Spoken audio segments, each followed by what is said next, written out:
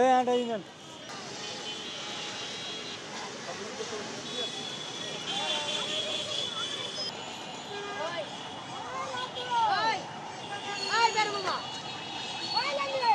দাঁড়ান দাঁড়ান দিবে দিবে দিবে দিবে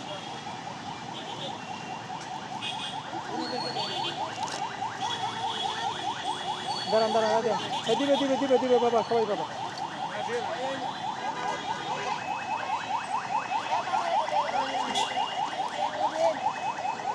এইটা আমার মনের শান্তি পুরোটাই। এখানে কোনো কিছুই না, এদের দিয়ে সুবিধাবঞ্চিত মানুষদেরকে করে আমার শান্তি লাগে, আমার ভালো লাগে, এতটুকুই।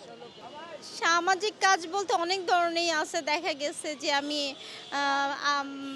আগেও কিছু সুবিধাবঞ্চিত বাচ্চাদেরকে সপ্তাহে ২ দিন ৩ দিন সোহরাওয়ার্দী উদ্যানে গাছের নিচে বসে বসে লেখাপড়া করাইতাম ওদেরকে। তারপরে দেখা গেছে যে মাসে ২-১ বার এরকম খাবার টাবার তো আছে।